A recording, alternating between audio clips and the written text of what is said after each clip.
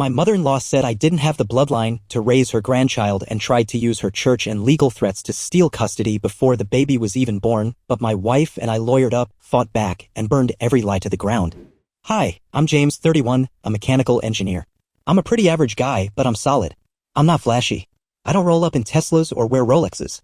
I just work hard and take care of my people, and until recently thought I had married into a family that, if not perfect, at least had the basic decency to smile at me without a knife behind their backs. My wife, Tessa, is everything to me. We met in college. She was a political science major with a minor in blowing my mind. Sharp, funny, way out of my league. I fell fast. She had this presence, like she walked into a room and the room leaned toward her. We dated for 3 years, got married 2 years after graduation, and now she's 7.5 months pregnant with our first kid. We were over the moon. Nursery painted, baby names picked, tiny socks already making me cry. So when her mom offered to throw us a shower, I was honestly touched. We'd had our bumps. Her mother, Denise, always had a bit of a my daughter could have done better vibe, but I chalked that up to in-law friction. She never said anything outright. Just the occasional fake smile, the passive-aggressive, "Oh, James made this? It's interesting" at family dinners. Nothing fireable. Until the baby shower. The house was decked out like Pinterest threw up in the living room. Pink and gold balloons everywhere, a cake so big it needed its own table, and little mocktails with sugar rims. Tessa was glowing. Literally glowing. She kept touching her bump and smiling at everyone like she was high on joy, and honestly, I was floating too. Until Denise pulled me into the hallway. No warning. No excuse. Just grabbed my elbow during the games and whispered, "James, can I talk to you for a moment?" I followed her because, well, what else do you do? We stepped into the hallway right next to the coat closet. She looked around like she was about to commit a crime, then turned to me with this icy look, you know the kind, like she was finally about to say what she'd been holding back for years. And then she dropped it. "Tessa made a huge mistake marrying you." I didn't respond. Couldn't, actually. My brain was buffering. She kept going. "You're nice, James. I'll give you that. But you're not the kind of man who builds a legacy. You're not strong enough. You don't have the bloodline. And now there's a baby involved." The blood drained from my face. "Bloodline?" She said it so casually. Like this was an episode of some medieval royal drama and not real life. I opened my mouth to say something, anything, but she cut me off. "I'm not saying this to be cruel. I'm saying this because it's time we think about what's best for Tessa and the child. There are options." My stomach turned. I stepped back, heart thudding. "Options?" I repeated. She smiled, soft, cruel, almost maternal. "If you love them, James, you'll do what's right." Then she walked back to the party like she hadn't just set fire to my entire reality. And I just stood there, alone in a hallway full of coats, wondering how long she'd been planning this conversation and what, exactly, she meant by options. The party kept going like nothing had happened. Laughter from the living room, someone clinking glasses, Tessa's voice floating above the noise as she opened a tiny onesie that said, "Mommy's little firecracker." I stood frozen in the hallway, feeling like I'd been punched in the chest by a velvet glove. Legacy. Bloodline. Options. What the hell did that even mean? I replayed Denise's voice in my head, every word a jagged edge. She didn't even raise her voice. That was the part that haunted me most. There was no drama in her tone, just quiet certainty, like this was already a done deal and I was the last one to find out. I walked back into the party with my game face on. Smiling, laughing, thanking guests for the diaper, cakes, and bibs. All the while my mother-in-law smiled across the room like she hadn't just gut-punched my sense of reality. After everyone left, Tessa hugged me from behind while I was stacking gift boxes. "You okay?" she asked. "Yeah," I said too fast. She tilted her head. "You looked weird during the party. Like pale. Not cute pale." I kissed her temple and lied. Just tired. I couldn't drop it on her yet. Not until I knew exactly what I was dealing with. The next day I started digging. I didn't want to believe Denise had some grand plan. Maybe she was just a manipulative woman with boundary issues. Maybe she was bluffing. But maybe not. I started with old conversations. Things she'd said in passing that I brushed off. Like how she once said, "Our family line goes back to the daughters of the American Revolution, you know. It's not just ancestry, it's tradition." Or the way she'd stiffen when I talked about my family, blue-collar folks, big-hearted, hard-working. Not the country club kind. Then I remembered something weird. 6 months ago, we were at dinner at their house. Tessa had gone to the bathroom, and I'd noticed Denise whispering with a man I didn't recognize. A slightly older, sharp suit, watching me like I was a problem to solve. When I asked who he was, she said, "Just an old friend of the family." I texted Tessa's cousin, Michelle, the only one in that family with a functioning BS detector. "Hey, random question. Remember that guy at Denise's dinner a while back? Gray hair, tight jaw, creepy stare." She replied instantly. "Oh, you mean Pastor Whitfield?" "Pastor? Why was he there?" I asked. "No idea. But Denise talks to him like he's royalty. She always says he helps her make hard decisions. Creeps me out." The hair on the back of my neck stood up. Hard decisions. I Googled him. Pastor Benjamin Whitfield, head of some local independent ministry focused on traditional family values and lineage purity. I didn't even know what that meant, but it sounded cult-adjacent. Now I had that same sick feeling in my stomach I'd had when Denise said, options. This wasn't about dislike. This was about control. And suddenly, I wasn't just protecting myself. I was protecting my wife. And my unborn child. Couldn't sit on it any longer. That night, while Tessa was brushing her hair in the bedroom, I stood in the doorway with my heart in my throat and said, "We need to talk about your mom." She froze, brushing midair. "What about her?" I stepped in and closed the door. She pulled me aside at the baby shower, said some things I can't ignore. She turned, confusion written all over her face. What kind of things? I told her everything, word for word. The bloodline talk, the options, the quiet threat disguised as motherly concern. I even told her about Pastor Whitfield and the creepy dinner and the Daughters of the American Freaking Revolution references. Every detail. Tessa didn't interrupt once. She just sat down on the edge of the bed and listened. Her face shifted slowly. Shock, disbelief, then something else. Guilt. When I finished, she didn't speak for a full 30 seconds. Then she said, "I was hoping she wouldn't go through with it." My stomach dropped. "Wait, you knew?" Tessa wiped at her eyes. I didn't know exactly what she was going to say, but she's been pushing me for months, ever since I got pregnant, talking about preserving family honor, choosing the right environment, that kind of crap. My head spun. "Tessa, you didn't think to tell me?" "I didn't think she'd actually go to you," she said. "She's manipulative, yes, but she's never been that direct before." "She's escalating," I said. "She's bringing in strangers, pastors. She has a plan, Tessa." She looked up at me with red eyes. "I know." I blinked. "You know." And then she told me something that made the bottom drop out of my world. "She wants custody." "What?"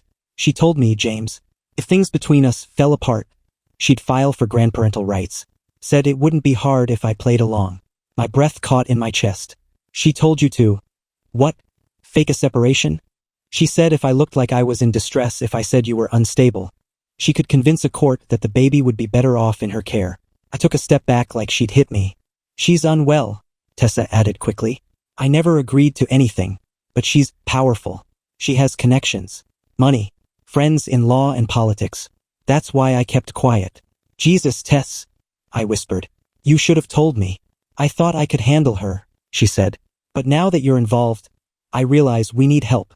We sat there in silence for a while. Not broken, but cracked. And I knew at that moment, if we didn't act fast, Denise wouldn't stop at manipulation. She'd take this baby by force if she could. And I wasn't about to let that happen. The next morning, we lawyered up. I called a family law attorney named Carla, referred by a friend at work who dealt with an ex trying to pull custody stunts. Carla didn't waste time.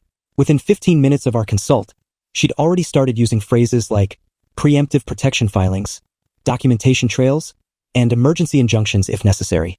Bless that woman. She had the kind of dead-eyed precision I didn't even know I needed.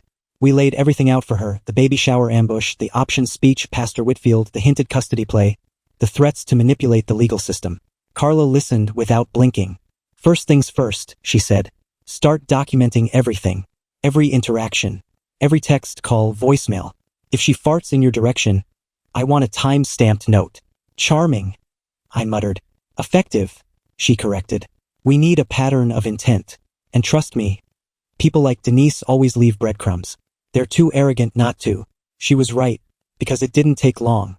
3 days later, Denise sent Tessa a long, scathing email. Dressed up in faux concern, it read like a guilt trip on steroids. "I understand you're under your husband's influence right now. That happens. But one day you'll see that a mother knows best. If I have to act to protect this baby's future, I will.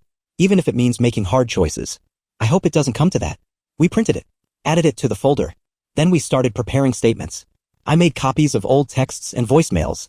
Tessa pulled photos of Denise holding a glass of wine at family functions, not to shame her, but to show her pristine guardian image wasn't exactly accurate. We got a digital recorder, installed a ring cam. Carla helped us set up a will, custody directives, and an affidavit declaring Denise unfit to assume guardianship. But then she struck first. On Friday, I came home to find a manila envelope taped to our front door. It was a letter from Whitfield's ministry. A formal request for mediation citing unaddressed family instability and concerns for the unborn child's spiritual welfare. The language was vague, but the message was clear. They were coming for us. Tessa clutched the letter in her hands, shaking.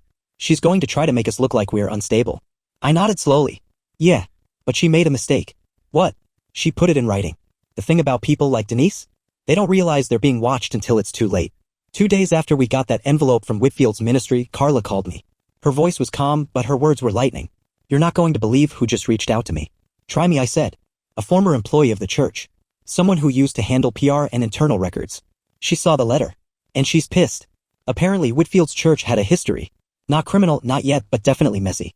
There were rumors of private files on families. Notes taken during spiritual counseling sessions were recorded without consent. A kind of blackmail-like system used to manipulate members who strayed from the pastor's preferred image of godly legacy. And Denise? She had a file. That woman, a former assistant named Nina, emailed Carla a scanned copy of Denise's application for family arbitration support. And guess what? It included fabricated observations about me. Things like, subject has displayed signs of emotional detachment during pregnancy milestones. Reported by spouse's mother as non-participatory in family traditions. Potential concern regarding paternal readiness. All baseless. All lies. We added it to the folder. But Nina didn't stop there. She agreed to make a statement. She'd been working at the church for 5 years. Said Denise was known to pull strings with Whitfield, funded events, donated heavily, and in return got special counsel. According to her, Denise was already laying the groundwork to file a protective concern report once the baby was born. Translation? She wanted to get CPS involved. I couldn't breathe. This wasn't just a family feud. This was a coordinated attempt to destroy our credibility as parents before we even became parents. Tessa sat on the floor when I told her. Hands in her lap, eyes distant. I always knew she was capable of manipulation, she whispered. But I didn't think she'd weaponize religion. She's desperate, I said. Desperate people are sloppy. We filed Nina's testimony within the hour. Carla submitted a request for a cease and desist against Whitfield's ministry for defamation and unsolicited religious interference. And just when we thought we'd made progress, Denise showed up, unannounced, at our front door. I opened it before Tessa could stop me. She stood there in pearls and panic. Her hair was too perfect. Her voice was too calm. James? Tessa? We need to talk. Before things go too far. I didn't blink. You're already past too far, Denise. I didn't invite her in. Denise stood there on the porch with a tote bag slung over her shoulder like she was arriving for brunch, not war. Her smile was tight, but the tremble in her fingers betrayed her. For the first time since I met her, she looked nervous. Tessa, she said, peering past me like I was furniture. You look radiant. Tessa crossed her arms and didn't respond. Denise sighed, shifting her weight. We've had our disagreements, but this has gotten out of hand. Lawyers? Accusations? You're tearing the family apart over a misunderstanding. Is that what you're calling it? I said. Fabricated reports, trying to manipulate a church into making us look unfit, threatening custody, that's just a misunderstanding? She blinked like I'd slapped her. I was trying to protect my grandchild. No, Tessa snapped. You were trying to control me. Control us. You've been doing it my whole life. But this time, you tried to take it too far. Denise's voice cracked. I was scared, Tessa. You're so young, and James, he's not from our world. I didn't know if he could lead a family. You mean he's not rich, I said. He doesn't play golf with your country club friends. He doesn't have a legacy trust fund or a surname that's framed on a courtroom wall. You don't understand, she hissed, finally dropping the mask. Our family name means something. It opens doors. It carries weight. And I wasn't going to let that be diluted. Tessa stepped forward. Diluted, she said quietly. That's what you think this baby is? A dilution. That shut Denise up. Do you have any idea how disgusting that sounds? Denise's eyes filled with tears, but I wasn't moved. I'd seen crocodiles cry less convincingly. And then I pulled out the envelope. It was thick. Legal. Labeled. Before you say another word, I said, you should know that we filed a cease and desist. And we're preparing for a defamation suit against the ministry. You're not named directly yet. But if you keep this up, your name will be on every page. Her lips parted. I wasn't done. We also filed a pre-birth custody protection affidavit. You try to involve CPS, you try to make a move post-delivery, you'll be up against court-documented proof that you're unfit to even visit without supervision. She looked like she'd aged 5 years in 30 seconds. This isn't a threat, I finished. This is the consequence of trying to hijack your daughter's life. We don't owe you anything. Not access. Not forgiveness. And definitely not our child. Tessa closed the door. We stood in silence. Denise didn't knock again. The baby came 2 weeks early. Tessa's water broke at 3:42 a.m. and we barely had time to grab the go bag before we were speeding down the highway, me half-dressed, her breathing like a freight train. And for those hours in the hospital, the sweat, the screams, the tears, none of it mattered. Not the drama, not Denise, not even the legal folder tucked in my backpack. Just us. And her. Our daughter. Evelyn Grace. 6 pounds, 9 ounces. Red-faced, lungs like a banshee, perfect. Tessa held her first, sobbing so hard I thought she might break. Then it was my turn. I cradled her tiny and fierce and whispered, "You have no idea how hard we fought to keep you safe. We stayed in the hospital for 2 nights. Carla sent flowers. Michelle, Tessa's cousin, brought cupcakes and a stuffed giraffe. Denise? She didn't call. Didn't text. And we didn't expect her to. We got home to a quiet house. Just us, Bowie, our elderly cat, who had no idea what to do with a baby, and Evelyn in her bassinet by the window. Tessa's hair was messy, her body exhausted, but she was glowing in a way no filter could fake. I thought we were done with the war. But drama has a way of knocking when you least expect it. Literally. 2 weeks after the birth, a letter arrived. No return address. Just a gold-trimmed envelope with my name in calligraphy. Inside? A check. For $500,000. And a note. In Denise's tight cursive. For Evelyn's future. I'm sorry. Do what's best. That was it. No apology. No explanation. Just money like silence had a price tag. I stared at it for a long time. Then I called Carla. Can I deposit this? She snorted. Sure. If you want to tie your daughter's legacy to a woman who tried to erase your parenthood. It's legally clean. But ethically? That's your fire to play with. Tessa and I talked about it that night. And in the end, we did deposit it. Not because we forgave her, but because Evelyn deserved everything. Even if it came from a woman we'd already burned out of our lives. But we made one rule. Every penny would go into a trust. Denise would never see her. Never hold her. Never be allowed near her.